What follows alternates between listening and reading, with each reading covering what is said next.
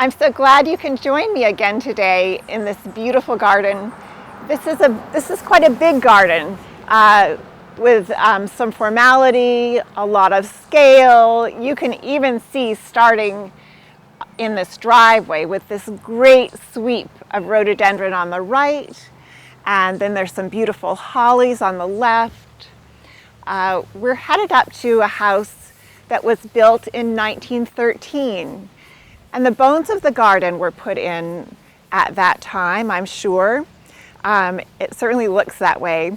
And so I want you to think about gardens in that period and what was going on. Currently in the garden, you can see an overlay of some more modern touches, some whimsy.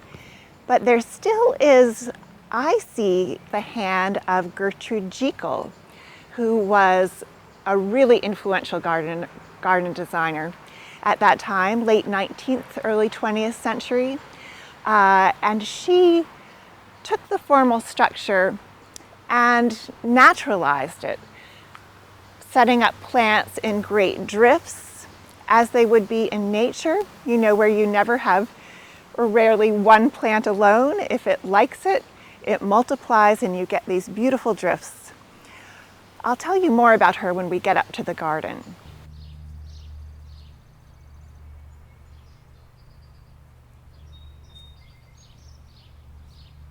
So let's head up the driveway where you'll see some of the structure of this garden. The house was built in 1913, and I'm sure the bones of the garden were laid out about that time too. So it has had many years for the trees to grow up, to develop, you know, more than 100 years of care and nurture, and it really shows in this beautiful garden.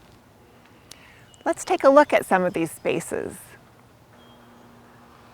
All right, so let's head through this passage to the first of the garden rooms, with azaleas and rhododendrons on the left, some majestic pines up ahead, these ornamental trees along the right, you know, this beautiful stone wall on the left with the yew hedge above, and then really quite the extraordinary thing right here.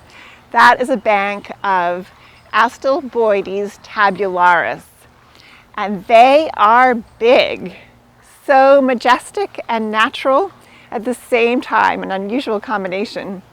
I think they're perfect for a garden like this that has such scale, but they really inject almost a dose of humor. When they come up, they look almost prehistoric. And I still think they have this kind of irreverent energy. And yet when they're used in scale and repetition like this, there's that formal quality. So I love that tension and balance. Let's just enjoy the sweep of that through the garden.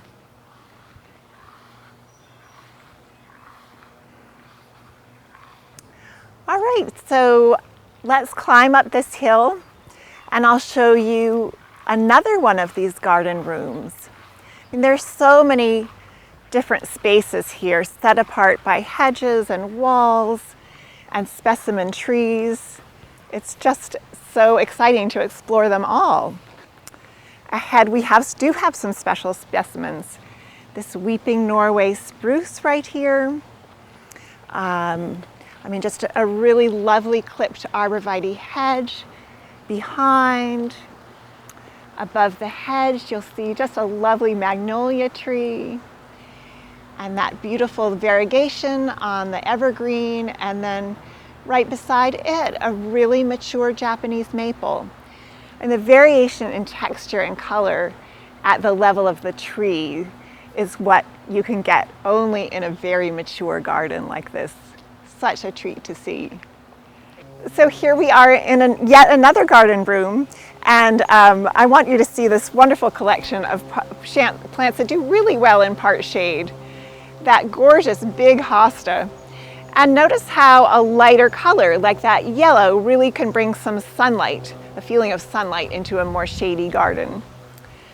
You'll see ferns and some beautiful hosta, again, beautiful variegated hosta.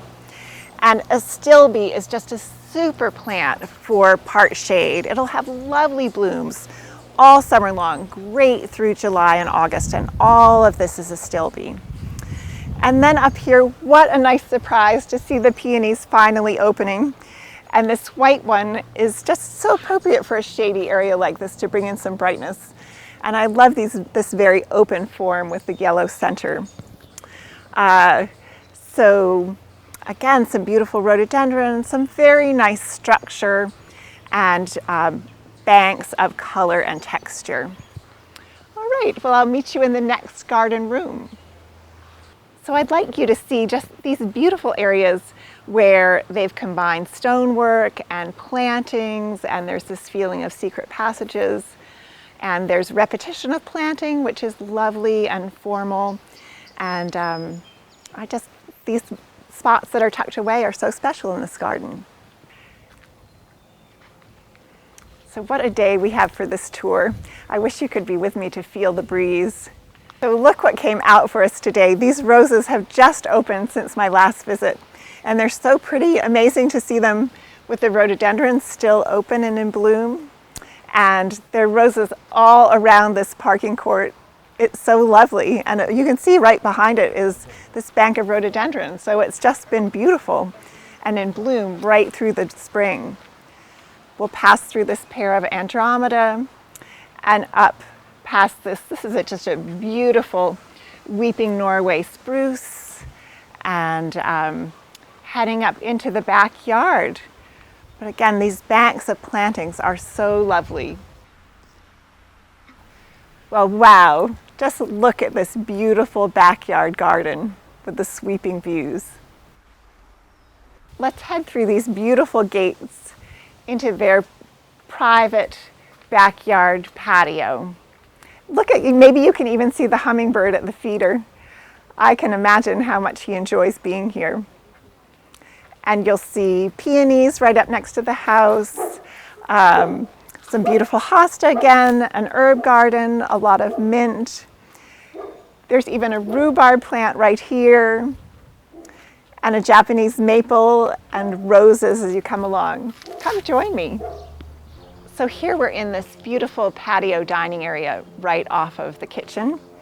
And I want to show you this lovely table that Comina in Concord Center set up for us.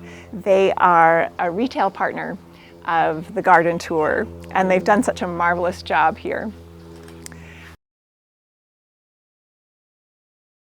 All right, so as we're leaving the dining terrace, come with me again up these stairs. Again, there's this wonderful structure of the terracing, the rocks, the trees, the beautiful sweep of bushes.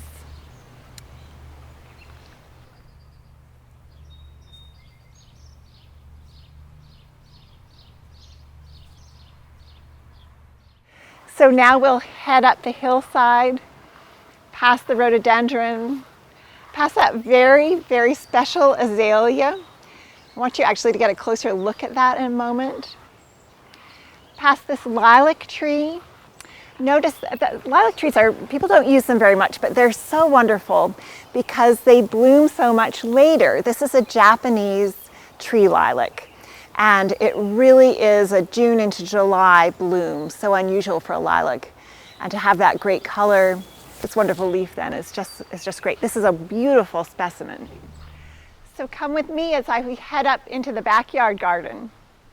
It's just this beautiful expanse with large trees, repetition of the shrub layer, and then great drifts of perennials.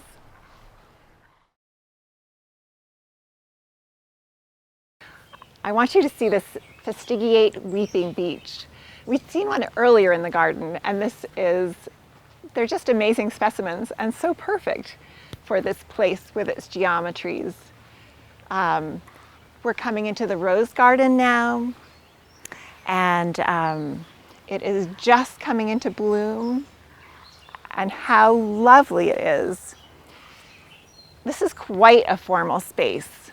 Flat with a lot of pairings, that beautiful pair of Japanese maple, The one species all around, it's all roses, all the way around this space. But then beyond that, these lovely mature trees looking down onto the hillside. The scale of it all is really, really striking. So come with me as we walk up to the pool. Again, we're in this lovely space with these formal details, this very handsome pear of Japanese maple. And again, wonderful stonework and terracing. And we go right up the middle, and again, great symmetry onto this very tempting pool.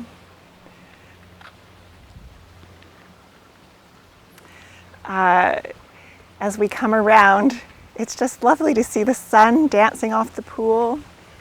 And I don't know if you can hear the fountain up ahead. We'll come have a closer look at that.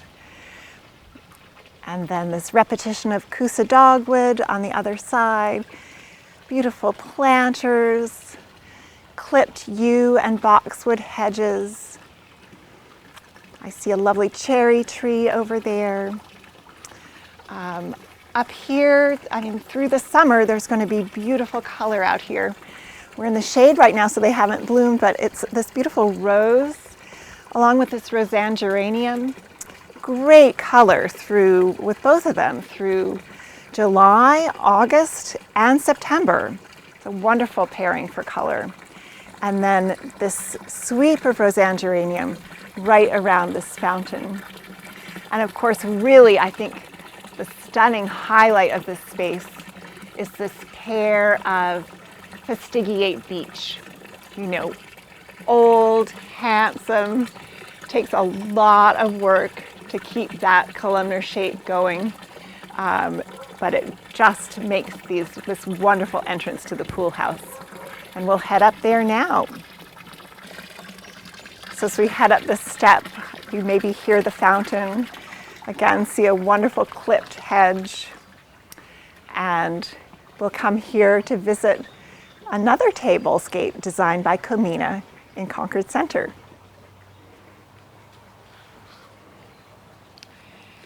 It's just so cheerful and summery here by the pool. I just want you to have a chance to take a look at this in front of this wonderful pool house and the lovely, lovely trees. Let's take a look right around and then back down at the pool. I wish you and I could just settle right in here for our breakfast. So let's go behind the pool house for another lovely space. Definitely shade, part shade back here. Always interesting to see what people can do with that. You can see right here a beautiful Stewardia specimen.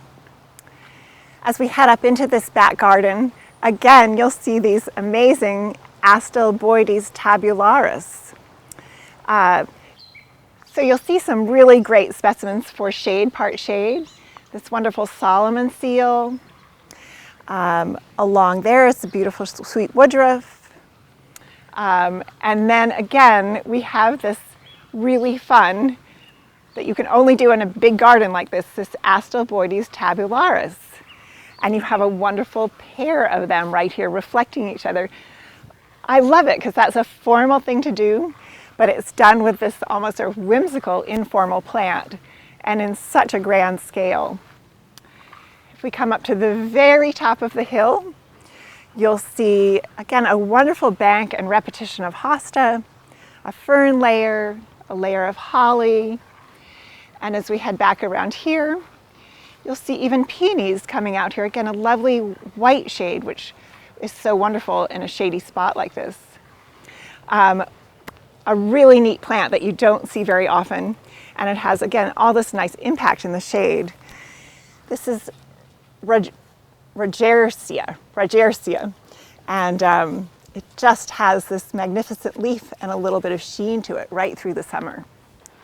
So now we're heading back down to the pool area. You can again see the terracing, the great structure in the stonework, but also in these mature trees and shrubs, the pairing of things, everything that's really making this a delightful, formal garden. but with some informal touches and plants. This wonderful Leucothaway, very natural look as well. This wonderful viburnum. Everywhere you look, it's so beautiful. I love this glimpse of the pool, so inviting from the shade.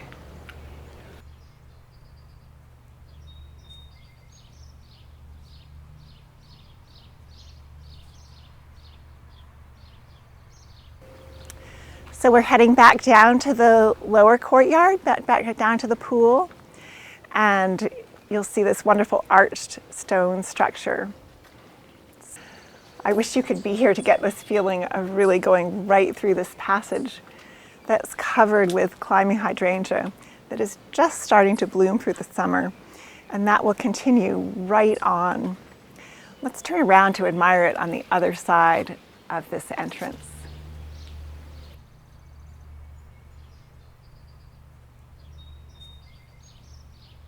So in this lovely area behind the pool, you'll see some, again, beautiful specimen trees. This lovely Stewardia. On the left, there's a couple of Kousa dogwoods, and then beautiful mature specimens behind them. And then banks of wonderful perennials, like this long sweep of hosta, and then the beautiful lady's mantle beyond. Yeah. As we go by, I want you to see this beautifully pruned Kousa dogwood, this lovely vase shape that opens up almost from the ground, and the way the branches intertwine and spread out. So, so graceful. So now we're heading back into the rose garden, and we'll pass through this to a more informal garden toward the front of the house. So now we'll walk to yet another garden room. Past, I want you to notice this very handsome umbrella pine right here, towering right up to the sky. And then past this lovely clipped boxwood hedge, and down to a little bit more informal perennial garden with a lovely mix. I think the owner uses this as her cutting garden. And you'll see a lot of bulbs planted here, a lot of lilies and gladiola, and then sedum, echinacea, all things that can be picked through the summer. So let's head up this path to the backyard. As we approach, I want you to notice this beautiful pair of double grafted Japanese cherries. They're unusual, very special, and do such a wonderful job of framing this garden gate.